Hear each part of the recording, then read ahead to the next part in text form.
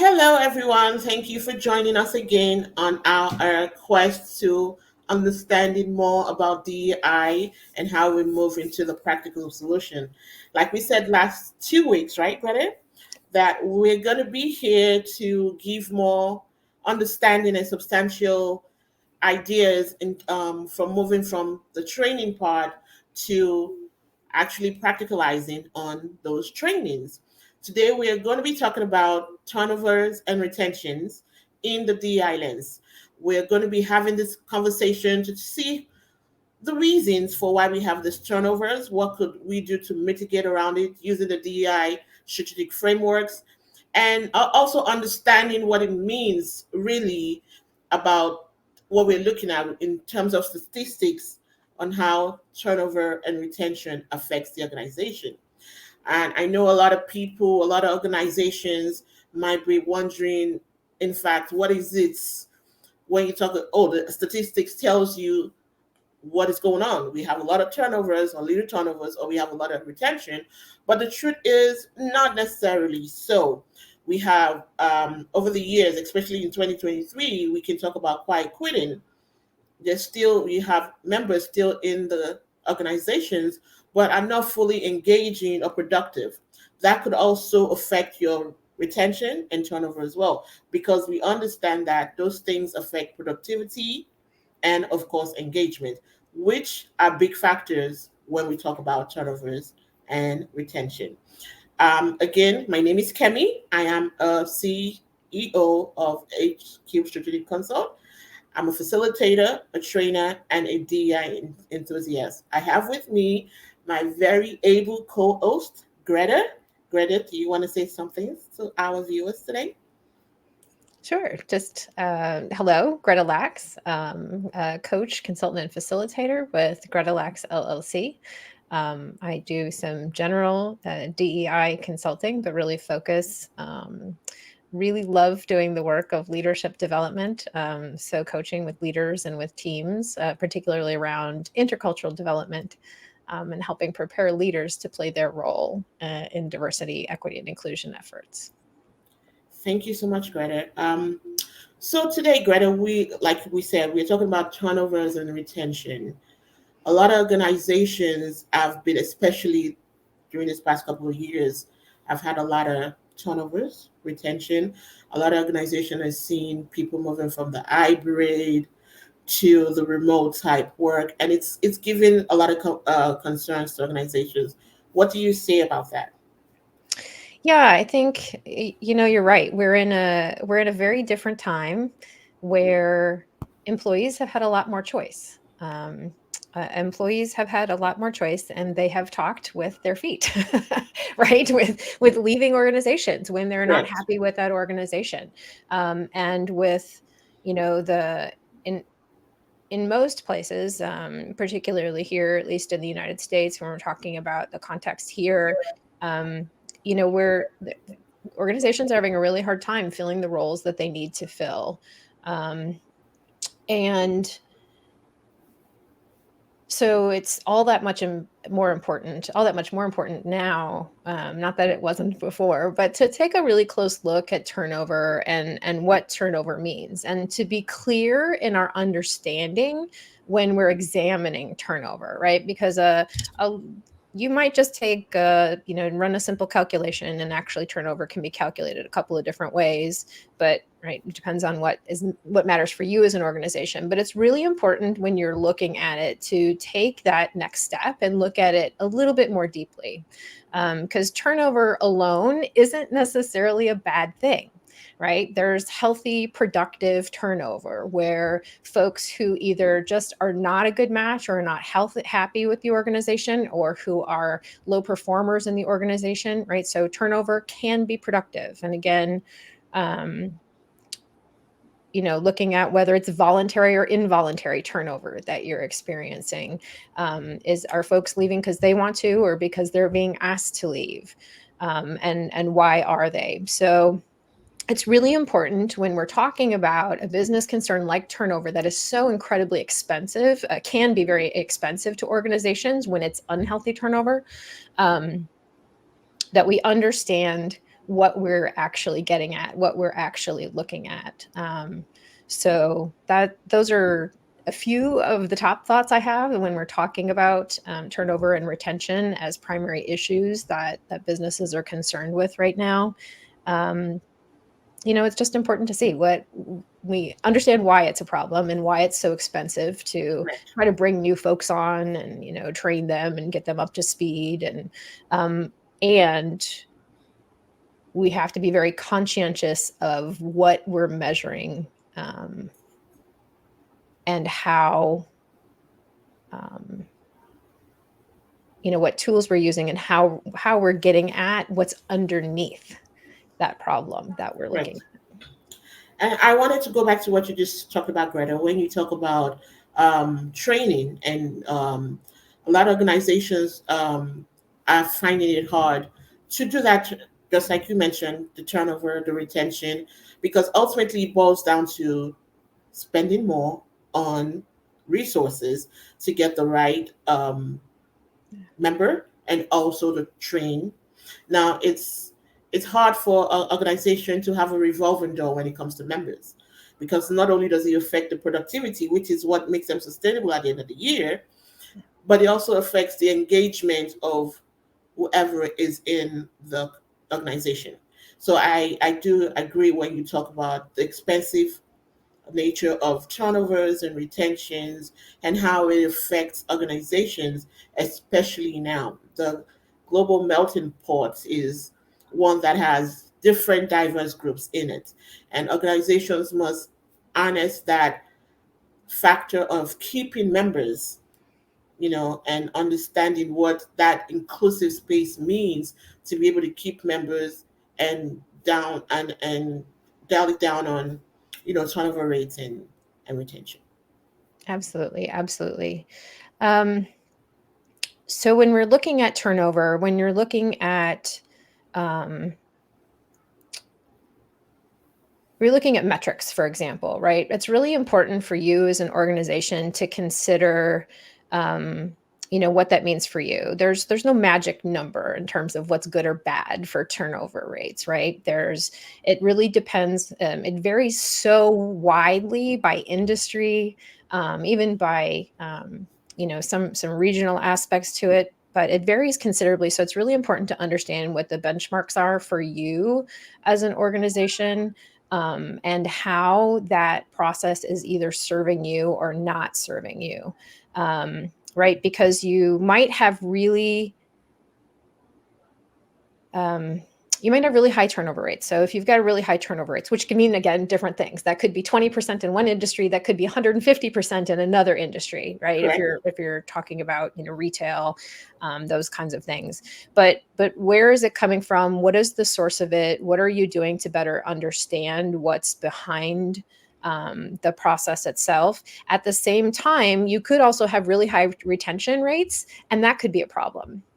So, again, it's really important that you're in tune with understanding the processes behind, because Kimmy, you talked about quiet quitting, right? So if you have a lot of employees that aren't going anywhere, and at the same time they're also kind of stagnant in their spaces, productivity is maybe lagging, those kinds of things, then high retention rates might be an issue, right? So it's really understanding what concerns like turnover and retention look like in terms of the larger context around your organization, and what's happening within your organization. So it's important for us to take that step back and understand, make sure that we're doing the best that we can to truly understand the big picture.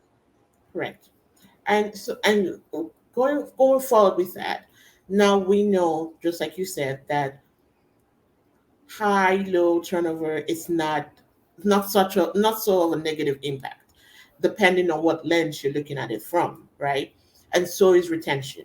We understand that sometimes quiet quitting can make you have a high retention but a low productivity and engagement rate as well. So with that being said, what would be, at least from a DEI lens? Let's look at it from a DEI lens. We understand that turnover and retention have to balance itself out. And the only way that happens is when we look at it from different lenses, not just from the statistics of things, not just from data of what you have, but from different lenses. Now let's look at it from that DEI piece. What should organizations, or what should I be looking at as a human resources specialist when I want to really focus on what my turnover and retention rate really means to me? What should I be looking at? Yeah, and oh, sorry. Allergies are acting up.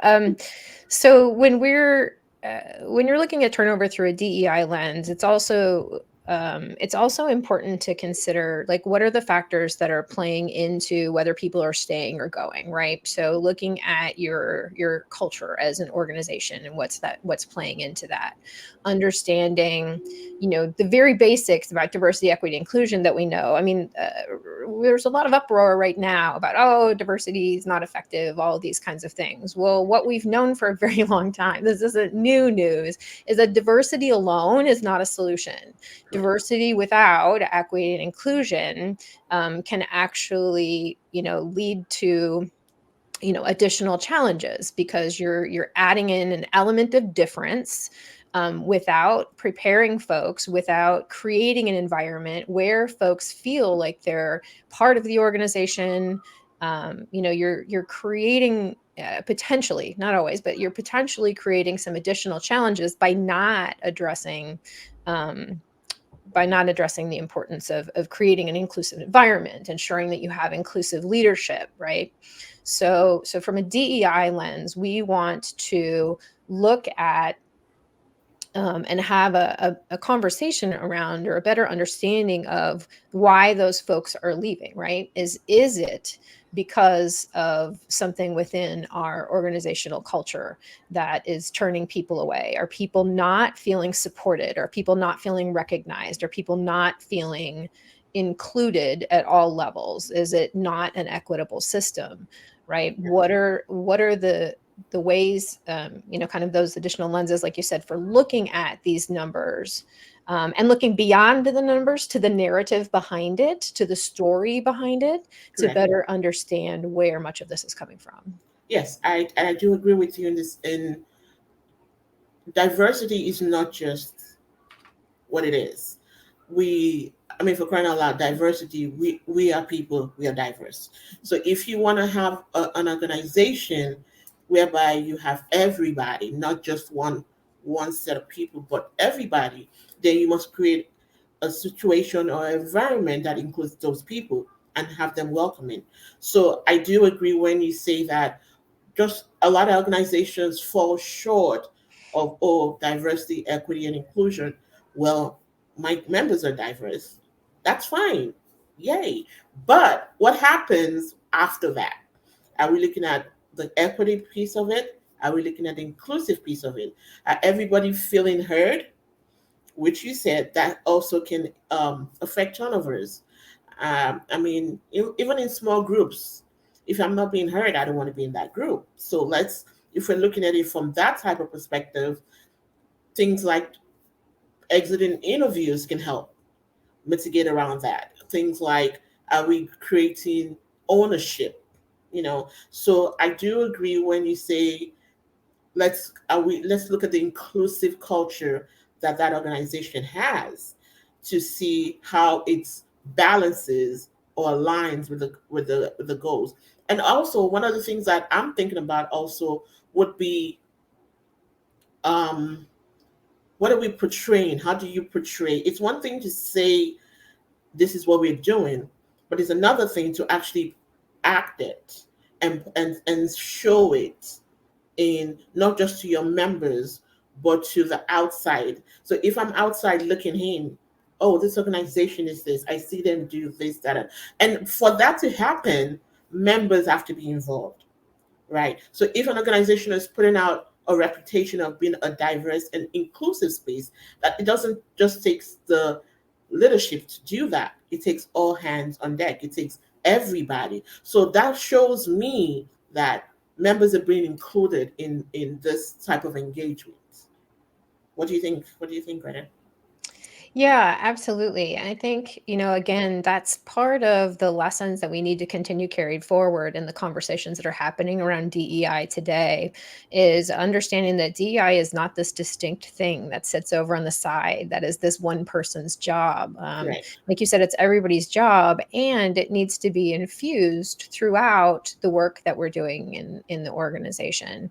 Um, so when you're looking at all of the major, operations functions of the organization, all the different, aspects of HR functions within the organization, but it's not just within, HR. It is part of that larger story of how we do a better job of both meeting the needs of our employees, Hmm. um, satisfying our stakeholders, and also doing a better job of serving whoever our clients, customers, patients are out there as well, right? So it's ensuring that we've added that lens so that when we're looking at factors such as turnover and retention, we're incorporating that, using that lens to both investigate as well as when we're considering the solutions that we're looking at for the issues that are currently of concern for us. Correct. So we talked about having an inclusive space to give us an idea of why turnover is high or low.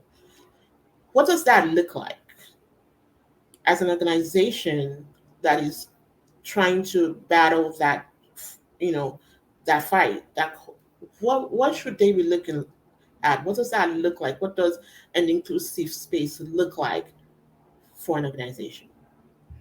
That's fantastic. That's fantastic. So, and it means, like, what do we know when we're looking at what makes an organization that keeps that keeps good people, right? An organization that keeps good people is one we know that is focused on its people, that is flexible, right? That is collaborative, that is here I'm saying inclusive is inclusive, but right, and understanding what that means for you as an organization, and part of that is being in conversation with your people, right? Being in regular conversation with your people, not, oh wow, our turnover's gotten really high, now we need to ask people what's happening.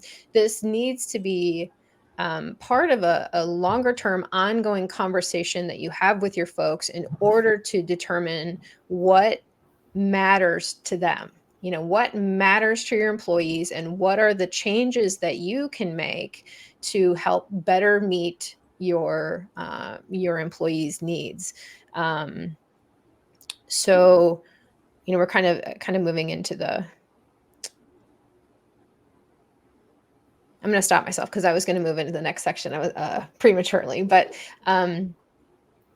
so, right, what are we doing to ensure that our policies are equitable as an organization? What are we doing to make sure that we're, for example, that our leaders are trained to lead in a more equitable manner, to lead more inclusively, to have,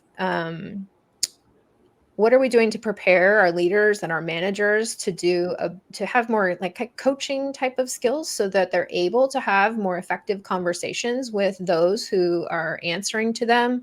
What are we doing to help ensure that um, there's equity in our policies, equity in our pay, equity in, right, how people are treated, equity in the opportunities that are available from folks, whether that's folks who simply want to continue to better develop their skills within their current role, or folks who are really interested in a career plan with the organization and want development opportunities within that organization. How are we ensuring that those are equitable?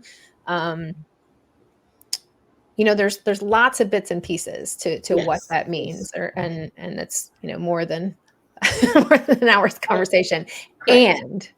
And but there are ways, important ways that we can focus on, and also determining what that means for our folks within our organization.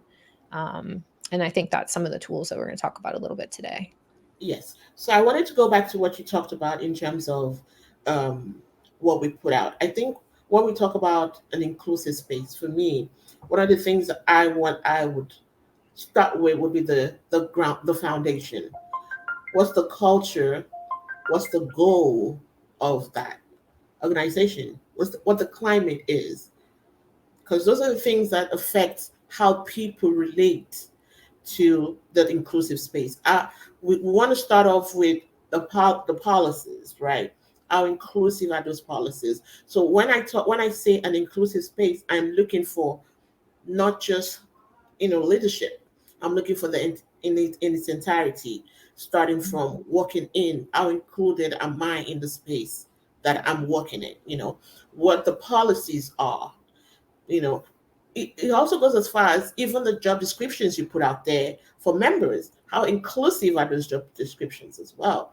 So when I say, you know, what should organizations be looking at when I talk about inclusive space, I'm really asking organizations to start from the grassroots, because I necessarily do not believe inclusiveness starts from the top. I think it starts from the bottom and works its way up. Because walking into an office space, I should feel that climate of me being included in it. You know, from it could even go as far as artifacts being put on the wall. It could go as far as the policies or even how HR displays things. Yeah. So I do agree. I just wanted to circle back to that to say that, you know, the climate also matters when we talk about an inclusive space for, in the DI lens as well. Oh, absolutely. And it has to be addressed holistically. Correct. Um, like you said, going back to, are our job descriptions relevant? Are they, are we excluding people from the start, especially in what is often a very tough market right now? Correct. Um, for a lot of folks in terms of hiring, what are we doing that's creating barriers for ourselves when we're creating um, uh, the when we're creating our posts for jobs, are we adding in things that we think we need but don't really need? Those requirements, like, do we really need a bachelor's degree to do this job? What are some of the other things that we're doing that might be creating barriers to entry for folks, um, from before they're even entered into the organization? um, and it also means, when you're looking at something like diversity within the organization, for example, we talked a little bit about what that looks like, and we one of the things that came to mind that we missed was ensuring that diversity is through all levels of your organization, Correct. um,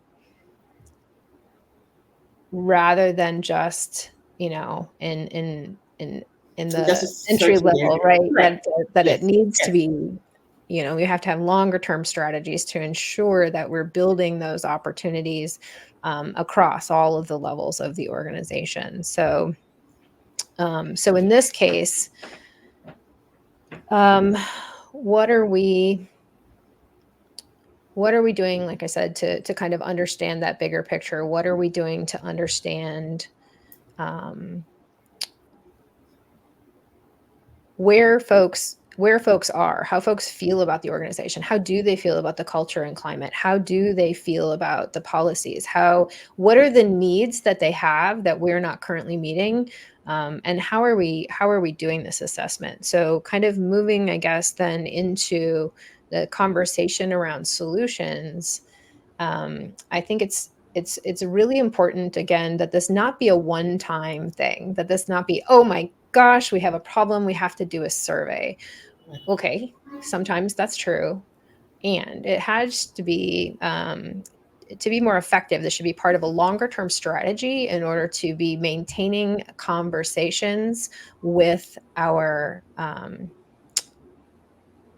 with the folks within our organization over time, right? So what are we doing to ensure that people's voices are being heard? And again, also ensuring that we're not asking the question if we're not going to do something about it, because that's only going to create further problems for us. So we have to know that going into it. Correct. But what are we doing to have those conversations with um, as an ongoing process, both with, one-on-ones with individual employees up to utilizing our employee resource groups as sources, advisory councils. How are we staying in conversation with the people who are within our organization over time so that as needs arise, we can adapt and find ways that we can continue to both better understand the data that we're getting, because Mhm. again, it's not just the numbers, it's also the story behind it. Better understand that and be able to find ways to adjust accordingly in ways that are meaningful to the people within our organization, and especially helping to keep folks, right, that goal of keeping the folks who are um, who are adding value and who are creating the value of our Right. organizations. Right. Well, for me, I think one of the best things to do when it comes to DI in any capacity is to strategically plan it. Mhm.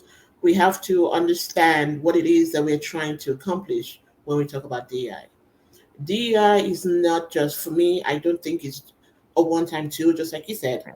it's not a one person know it all or one person do it all.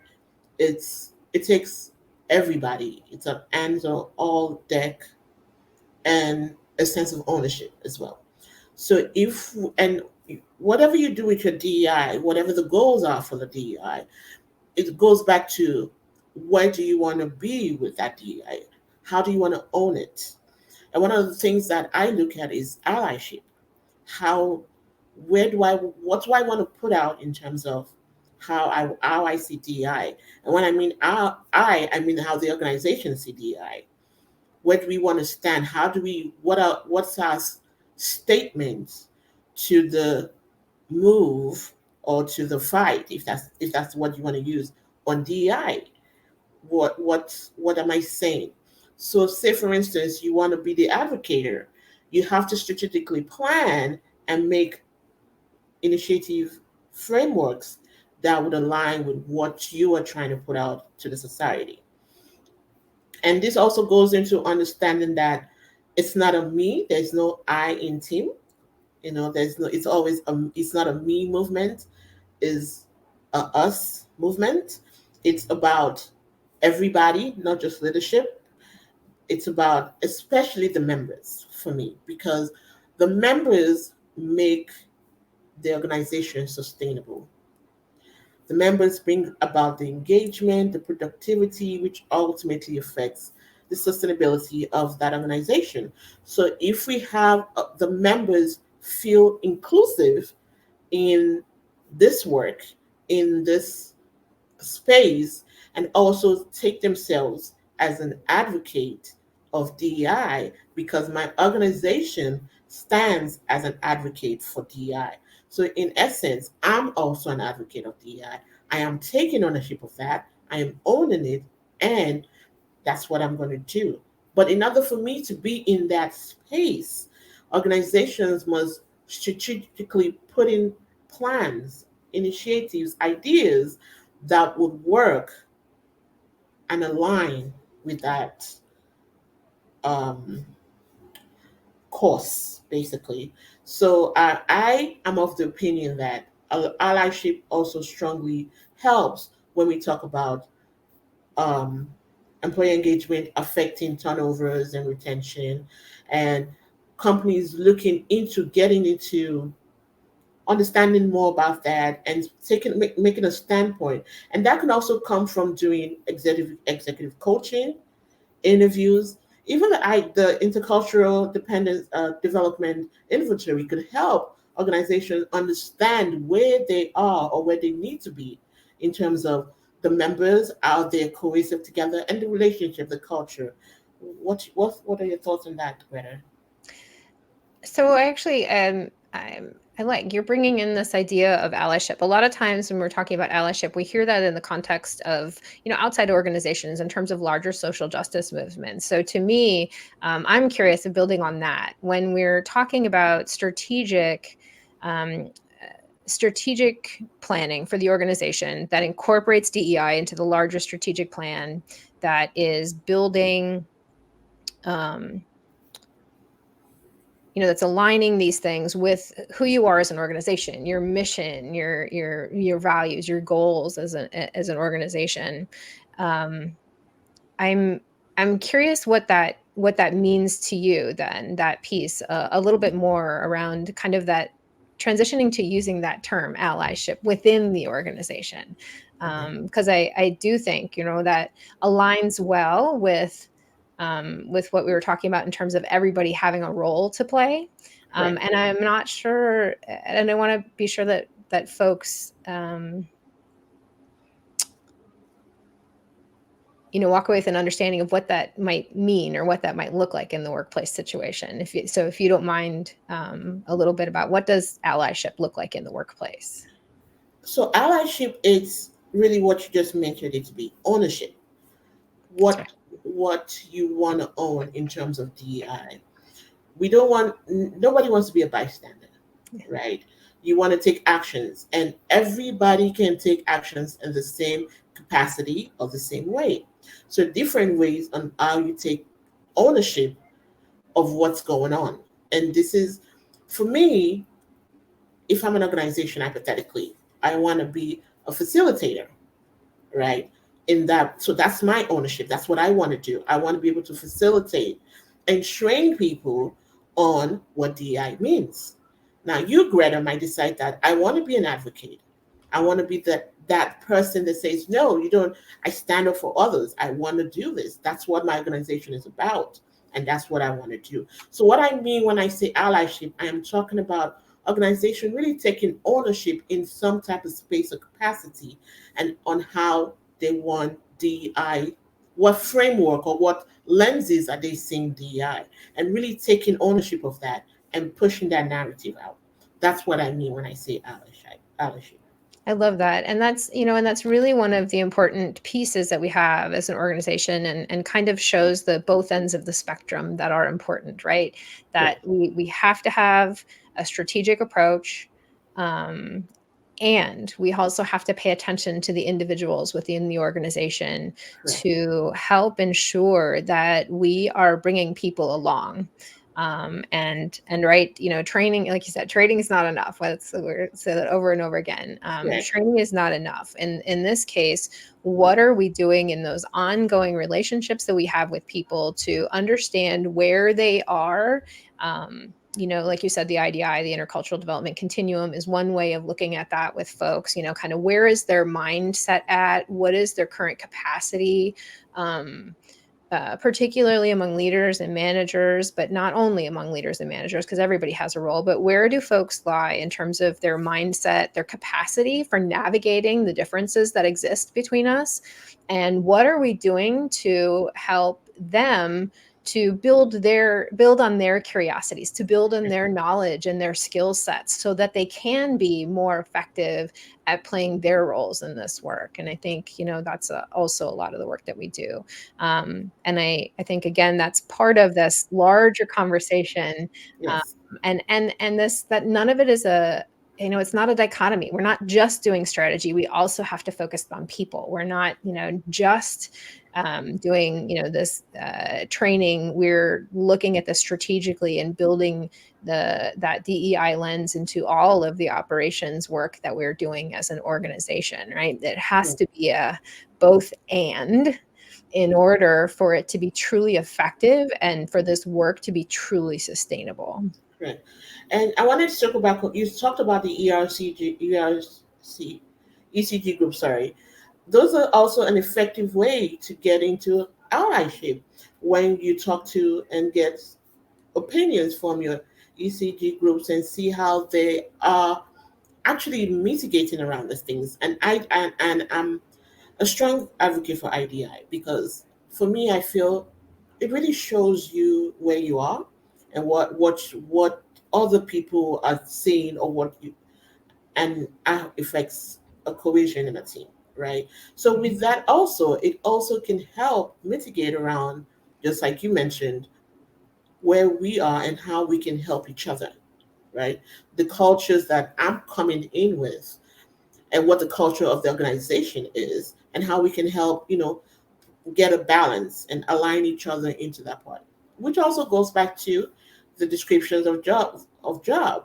If you as a company advocate for DI, your structure, your description should come off as this is what our organizations, and attract those type of people, you know, because descriptions are very powerful when you put out jobs, openings and positions. So it helps you attract the right members that you are seeking to align with your organization as well. Yeah, I think that's a really important, that is a really important piece of it. It also reminds me too that that what a lot of organizations have done or think their starting point is hiring, right? Is recruiting and hiring. Um, and this is one of the reasons that we chose turnover and retention as one of our first, is because we have to look at where we are as an organization before we start bringing new people in, especially if we have questions about whether our culture is inclusive. Well, even if we don't think we have questions, we should be looking at it anyway, because then we're Yes, we're probably operating under assumptions correct, that may be unfounded. So starting with that strategy of looking at who and where we are as an organization, how inclusive do our employees perceive us to be, whether that's the folks who are coming in, whether that's the folks who are leaving, right? Because folks correct, leave for lots of different reasons. So those exit interviews, like you said, are really important. It might just have a better opportunity someplace else. But if there's also that component there, if we've developed a relationship with those folks over time, we may be able to get some good information from that exit interview. Not always, but sometimes. But correct, there's also the option to do stay interviews, right? What about the people who are stayed and succeeding and are want to grow with the organization? Why? What do they want? Why are they wanting to stay? So um, really looking at where we are first as an organization before we jump to focusing on increasing the diversity within our organization, so that we're not bringing people in and continuing that churn, by having an organization that's not inclusive, that's not supportive, that people don't want to stay, especially in an environment where so many people do have more options available to them. It is correct, that much more important to look at that first, to look at what we're doing as an organization to retain folks, to have a more inclusive workplace culture, to have more equitable policies, to focus on employee engagement. How are we doing in these arenas? How can we improve and help ensure that when we do go to focus on, and not that these things can't, some of it can't happen at the same time. We can be right, walking and chewing gum at the same time in some cases, um, but ensuring that we have a good handle on where that is, or at least as good as we can, before we start bringing new people into the organization, like I said, and then potentially, and potentially increasing turnover, if we correct, haven't done that first. correct, correct. I mean, from what you're saying, I hear you say DEI should also be part of an organizational development. It should also come in prior to, bringing in the new people and bringing in the new members, so that way it's a synergy, right? I totally agree with that. You know, the biggest thing about DEI, just like I can't stop saying that it's not a me thing, it's a we thing. And a lot of people, just like you mentioned, Greta, get hung up on the word diversity. Oh, once my organization is diverse, I'm done. Uh, I think that's just the starting point, of it. And we are getting to that point where we need to start adding, just from the beginning of the conversation you talked about, everybody is thinking, oh, what's DEI? DEI is, well, it's really a tool that it goes hand in hand in everything that we do, not just organizations. We talk about organizations today, but when we look into, even in the family setting, we all have diverse attitudes and mindset. So it really is a very big piece that we need in all ramifications of things. So this conversation has been, at least for me, an eye opener. Anyway. Yeah. And I think too, so to me, coming kind of back to, okay, so we've indicated the problem that we're focusing on is turnover, um, looking at turnover and retention rates, because turnover is such a huge problem for a lot of folks these days, and even more so, like we said, when employees often have more choice available to them. And again, that depends kind of on where you are, your industry you're in, those kinds of things. But that is a common refrain. Right. That we see today. So coming back to that, we kind of talked about what that looks like and some of the things we want to consider through the DEI lens. um, so kind of as we come closer to the end, we talk about, and I think throughout we've peppered in what we perceive as some of the solutions to be, what are some of the necessary steps that we have to take. Right. But maybe we can close out by kind of reiterating what those concrete actions are that folks can take to address turnover as an issue that they're facing as an organization. Yes. Where would you suggest that folks start? Well, one of the key things that I can take away from me is start with being inclusive. I think an inclusive space, an inclusive culture creates an environment for high retention. It also gives you productivity and engagement. So with an inclusive space, you almost eliminate the process of that quiet quitting processes, and also understands that the members that you have are really engaging in not just the services but also the organizational culture as well. So one of the biggest things that I would say for organizations is to create an inclusive space from not just from high up. It has to start from the environment, the space coming in, policies are inclusive for everybody. Also having this all hands on deck type attitude, giving members an opportunity to be part of the decision making as well, giving them something that they can have ownership of as well. It creates that if I have an ownership of something, I actually want to see thrive and grow, right? And employee engagement, and less turnover, and high retention with the right members.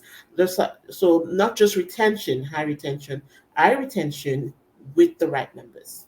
So that would be one of the biggest key points that I would talk about, and also owning DEI itself. Where do you want to stand? How do you want to fight it? How do you want to play it out? Own it and come up with something for yourself, for the organization as well. So that would be my biggest takeaway with that. Yeah. And I think my brain always starts with understanding, right? Ensuring that we have a clear understanding. So what is your assessment strategy? So first of all, what is the data that you're looking at that's telling you, um, or what data can you collect to get a better sense of what turnover really is in your organization, what retention really is, what's really happening in the organization. So you Mhm. can pull the data, you can pull the numbers, but what are you doing to fill that out and better understand kind of what's behind that, right? Is it are you looking at voluntary, involuntary turnover? Are you looking at healthy, productive turnover? Or are you looking at unhealthy turnover, or even retention? Because we kind of talked about why some people might stay, even Yes. if if our for example, if our performance appraisal processes are not robust, we might also have folks that are staying because it's easy to stay, not necessarily, um, uh, because we're not looking closely enough at that process within. So truly building a strategy as an organization to have a better understanding of what's going on. And that's not something that you can get off the box, right? Out of the box, right? You can't just buy some off the shelf program or product or something that's going to answer this question for you. That's the importance of having, whether it's internal or external folks who can help you tease apart the threads of the data and the story that goes along with it, that helps to inform what your answer and what your solution needs to be, because it has to be very personalized to your context, to your situation, to your industry, to your organization. So that's I always that's where my brain always goes first, is the assessment. So, and I'm sure that'll come up in the future episodes. But so, what are we doing to truly understand what's happening? And then how are we strategically building, as part of our larger strategic plans, ways to stay grounded in, and connected to the folks within our organization? What is our communication strategy so that, and I'm not talking about the outgoing communication. A lot of organizations have that part down. It's the listening piece. What are we doing to truly listen without talking back at people, without whatever, without, creating that conflict in that situation? What are we doing to ensure that we're truly listening to what the folks within our organization are saying that they want and that they need from us? And how are we then responding? How are we being flexible and adaptable in the ways that make sense for us as an organization? There are lots of policies out there that may or may not make sense for you as an organization. For some people, work from home is a lovely solution. For other people, it's not an option. Understanding what solutions are possible and realistic for you as an organization, and what is going to help you ensure that you're also doing your best to meet the needs of those really important people that keep your organization going day to day. Yes, I do believe that it all also starts with really understanding what your data is telling you, you know, and how you can actually use that data to help or mitigate around those things. And I do agree that not just getting a off the shelf remedy, because not every two organizations are the same, so every organization has its own complex or unique um, strengths and weaknesses. So I do agree with that. And we, just like you said, we can sit here and talk for hours about what to do, but this has been so great, Greta. I think a lot of information has been passed. We've had, I'm sure a lot of our viewers will have gotten one or two ideas or solutions to their unique, issues going on. And I'm so thankful for this. So, do you have a closing? Like, again, my name is Kemi. I am a facilitator, and I'm the CEO of Equipe Strategic Consult. Please follow me. I have my IG as Kemi the DEI Realtor, and also on Facebook as well. Yep. Thank you. And thank you, Kemi. I'm so excited to have this opportunity to have these conversations together, coming from similar and yet somewhat different backgrounds. Right. I appreciate the opportunity to have the ongoing conversation around these. So we'll be back in 2 weeks, with our next topic. Yes. So until then, yes, you can find me. I'm also a little bit on Facebook and IG. I'm not as active there, definitely Facebook. But let us know what you think. Let us know what are the concerns that you are facing as Please. an Yes. organization that Yes. you would like to hear more about. Yes. We're absolutely interested in hearing from you and having conversations that are relevant, about those business concerns that are relevant to you, and talking about what are some of the concrete steps then that you can take, to begin to address those, that incorporates, that helps you ensure that you're incorporating that DEI lens throughout, the the the strategy, the policies, the actions that you're taking as an organization, rather than seeing it as this separate thing. Yes. Just like Greta said, let's do what you think. We're here to answer all the questions that you might have or concerns that you're facing as an organization, and any other topic that you think is relevant to other people to gain knowledge from. Thank you so much, Greta. It's again, see you guys in 2 weeks. We'll see you in 2 weeks.